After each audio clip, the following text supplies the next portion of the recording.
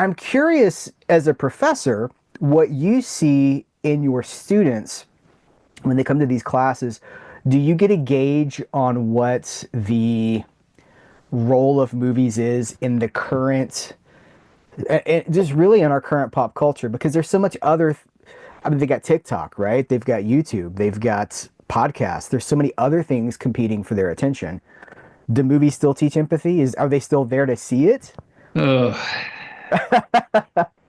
oh, Heath. Next question. Okay. No. Yeah, don't get me started.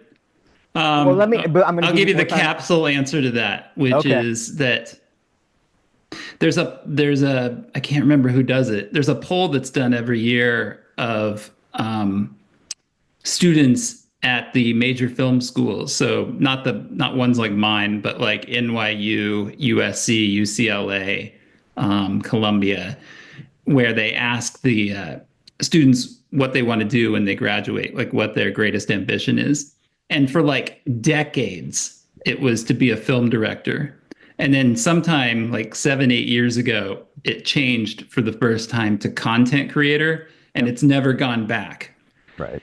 And obviously, I have very mixed feelings about that. I don't teach in a school of content creation. I teach in a school of film, but we're offering more classes that integrate new media. You know, I wrote a textbook Mhm. about that in part explores the integration of emerging media into traditional production strategies. So I understand that like it's something I need to know and something I need to teach.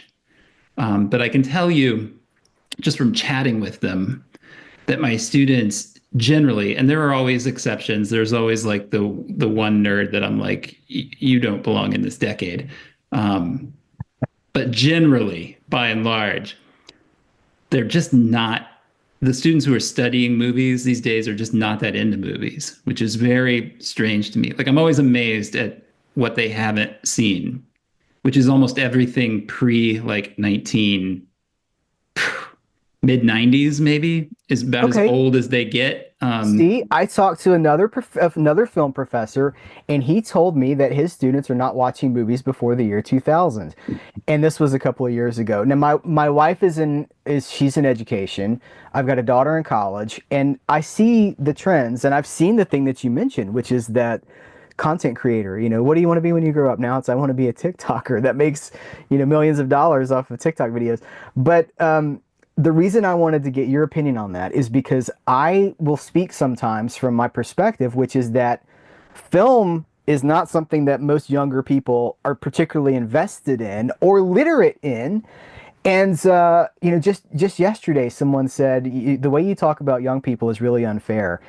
And I'm like, is it? I mean, I feel like this is kind of a fact. So I wanted your personal perspective on that as somebody that's teaching these classes and having communication with the students. And you've just corroborated what I thought was the case. Yeah, it's only unfair in the sense that you and I aren't meeting them where they are. I mean, we're trying to impose our own love of cinema on them and believe that they should love it as much as we do. I mean, this is the Ted Sarandos approach, right? Like he just within I don't know when this you're going to drop this episode, but in the last couple of weeks, I think it was just last week, he made the news for saying something to the effect that nobody cares about the theatrical experience anymore, and so that's why Netflix does not, unless they're forced to by the filmmaker that they're working with, doesn't do theatrical releases for their original movies. And he's not wrong. I mean, there are exceptions like Maverick, right, that break out, but by and large, like the film going experience has changed. I mean, we all have great TVs and great sound systems in our living rooms now, and so you don't need that.